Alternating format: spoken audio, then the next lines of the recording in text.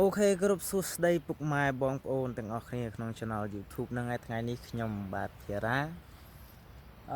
បានចេញពីធ្វើការមកនឹងអាជីពម៉ូតូលេងកាត់ទំនប់អូហៃដនយើងខាងចិត្តក្រុងប៉ោយប៉ែតហ្នឹងហើយជិះមកឃើញថ្ងៃរះស្អាតហ្នឹងហើយគឺថ្ងៃរះស្អាតហ្នឹងហើយក៏ឆ្លៀតថតវីដេអូចែកជូនពុកម៉ែបងប្អូនមើលហ្នឹងហើយថ្ងៃរះក៏ស្អាតហ្នឹងហើយមេឃក៏ស្រឡះដែរបាទមេឃស្រឡះឆេញតែម្ដងខៀវព្រលឹមឡើងហ្នឹងហើយនេះជាទស្សនភាពនៃទឹកដីអូខៃដនហ្នឹងបវលជូនពុកម៉ែបងប្អូនមើលហ្នឹងនេះហ្នឹងអូខេកន្លែងសហ្នឹងបងប្អូនចាំមើលខ្ញុំនឹងស៊ូមមើលហ្នឹងបាទសវិញហ្នឹងគឺផ្លូវរបស់គេហ្នឹងគេកំពុងតែធ្វើផ្លូវហ្នឹងបងហើយនេះ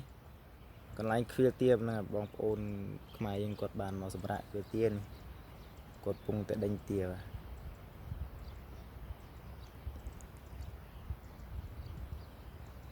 នេះបាទទៀ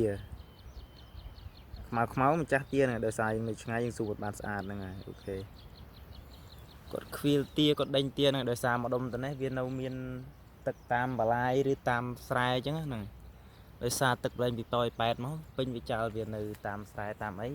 ពុកម៉ែបងប្អូនយើងមួយចំនួនក៏គាត់ធ្វើស្រែចម្ការហើយដីនៅខ្លះក៏បងកសិករគាត់យកទៀមកប្រឡែងហ្នឹងដើម្បី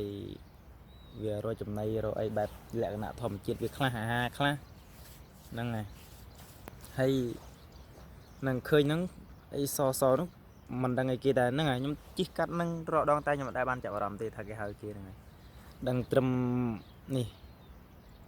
ហួហើយណា sorry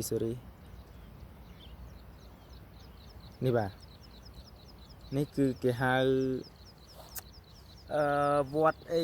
ស្ទឹងបត់ហ្នឹងនេះគឺជាទស្សនភាពវត្តស្ទឹងបត់រូបរាងវត្តស្ទឹងបត់ហ្នឹង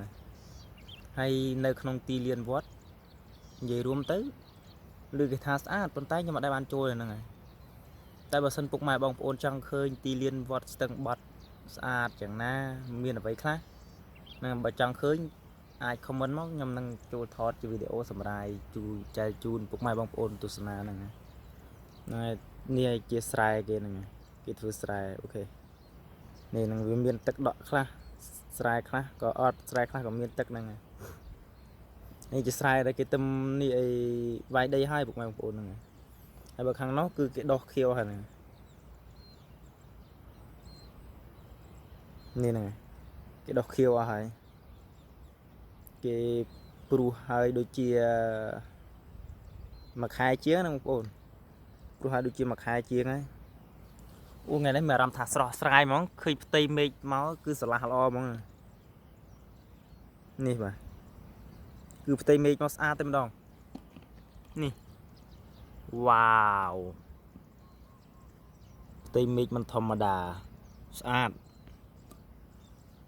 so cool តែម្ដងអូខេយើងត្រឡប់មកមើលថ្ងៃយើងវិញហ្នឹងហើយថ្ងៃក៏រៀងខ្ពស់ដែរនេះបាទថ្ងៃក៏រៀងខ្ពស់ណាស់ណាដែរហើយក៏ថ្ងៃនេះប្រហែលជាមិនបានចេញវីដេអូទេបានចេញវីដេអូពេលព្រឹកមួយនេះដោយសារតែយើងអត់ល្ងុយដែរមួយយប់នេះយើងរវល់អត់បានសម្រាកទេហ្នឹងគឺធ្វើការយប់ណាធ្វើការវេនយប់ថ្ងៃឡើងយើងសម្រាកក៏ឆ្លៀតថតខ្លះយប់ឆ្លៀតថតខ្លះថ្ងៃថតខ្លះបែបមានលក្ខណៈវីដេអូឆ្លើយសំណួរឬវីដេអូបែបនិយាយថាឈួតឡប់ក៏ថាបានដែរហ្នឹងដោយសារទី1យើងចូលចិត្តសបាយទី2ក៏មានមិត្តភ័ក្តិមានអីសួរហ្នឹងហើយយើងក៏ពេលខ្លះច្រើនពេកខ្ជិលអង្គុយតបយើងអាចហ្នឹងចេញវីដេអូព្រុសហ្នឹងហើយចូលមើលដឹងចម្លើយហ្នឹងអូខេវីដេអូនេះក៏មានតែប៉ុណ្្នឹងសូមអរគុណច្រើនបាយបាយជម្រាបលាពុកម៉ែបងប្អូនទាំងអស់គ្នាជូនពរសុខភាពល្អរស់ស៊ីមានបានអរគុណ